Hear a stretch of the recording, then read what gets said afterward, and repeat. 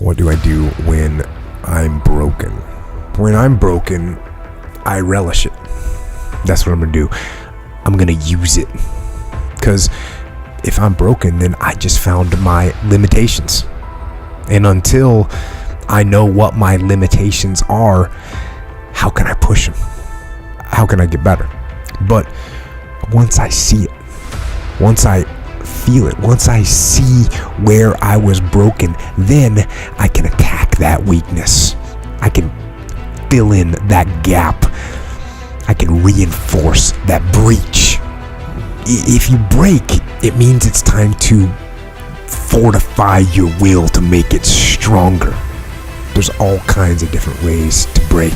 You can break physically, you can break mentally, you can break your heart, you can break your spirit, and none of those are fun, and all of those are gonna leave a mark.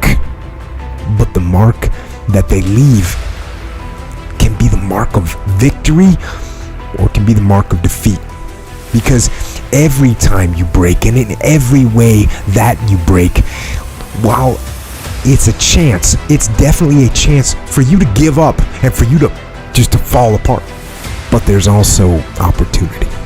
There's opportunity to get stronger and get smarter and get faster and get tougher and get more stable and get more resilient and get better. When you break, you have the opportunity to show the world, the whole world, what you are really made of. So if you break, the fight isn't over. In fact, if you break, the fight is just beginning.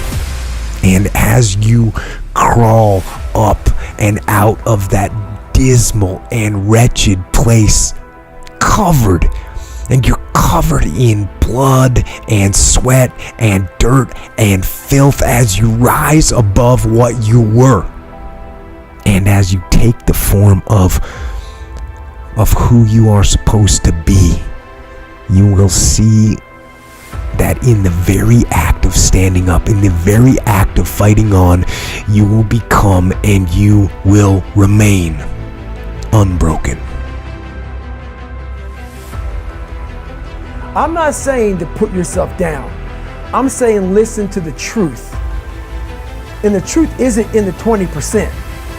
The truth is in this other part of your brain saying, look, man, you're wasting a bunch of percentage here. We have 80 more percent that we're not tapping into, because in this other 80% is suffering, pain, failure, self-doubt, darkness, and then a whole bunch of light. But to get to this light, you gotta go through all of this shit. So a lot of us know that. I can get over here, but over here, man, this is much better, because I gotta go through this journey that is not fun. This from 20 to 100%, this shit in between is not fun. So we decide to live over here. So everybody goes, how do you do that? You know exactly how to do that. You know exactly, it's not a magic trick. There's nothing I talk about in that book that's a magic trick. It's all back down to a very primitive mindset of we just have to do. It's like breathing. Breathing becomes normal. Like we don't even know that we're doing it. That's how you have to live your life. When that alarm clock goes off at 4 or 5 in the morning, your mind says no. You just say, this is what we do. It's what we do now. Because to get to where you want to go, the amount of pain involved, I'm not saying physical, I'm not saying you got to break yourself off. The amount of mental pain of how many times you're going to have to do something that you don't want to do to get to where you want to go is going to be, there's going to be more times you do something that you don't want to do than you are going to want to do it. And that's your new norm. So then it's like breathing. And then once you do this over and over and over again, it becomes like breathing. I don't want to live this lifestyle, but to get to the other side of this, I have to. So if you really want it, you realize what trying is and what trying is not. Start before you're ready. If you wait until you feel ready to do anything meaningful, you're going to be waiting for the rest of your life. Among the people who are the most successful, the happiest, the people who are actually contributing the most, they all have one thing in common, and it's this. They all start before they're ready. You see, I think you've misidentified the enemy here, because the enemy, it's not making mistakes. It's not changing your mind, and the enemy is not your fear. The only enemy that you need to defeat, my friend, is not getting started. This is what most of us just fail to realize. Action is the antidote to fear. Action creates progress and momentum. And action, consistent action, is all you ever need to make anything happen in your life.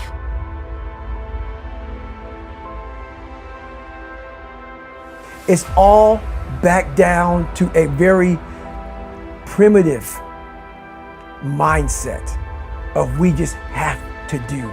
It's like breathing. Breathing becomes normal. Like we don't even know that we're doing it. That's how you have to live your life. When that alarm clock goes off at 4 or 5 in the morning, your mind says no. You just say, this is what we do.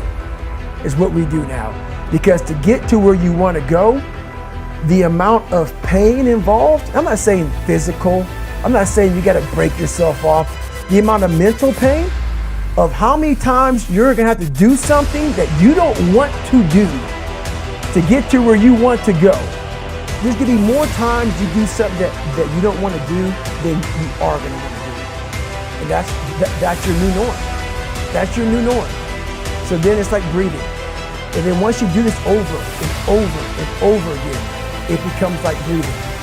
I don't want to live this lifestyle, but to get to the other side of this, I have to.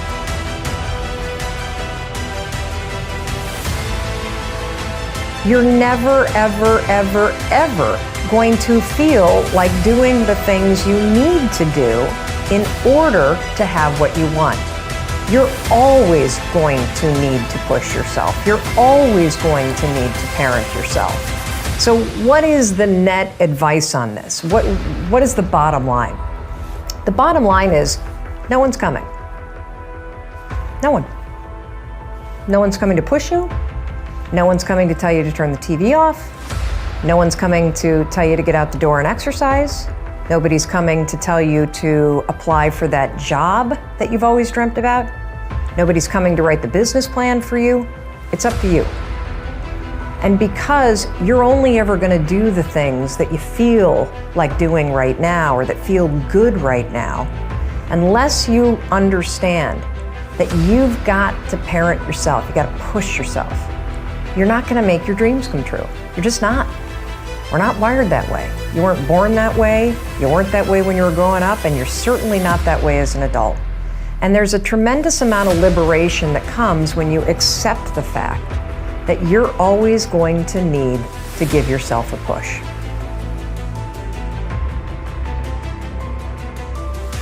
People want to know how to stop the laziness, and they want to know how to stop the procrastination. They have some idea in their head, some kind of a vision, what they want to do.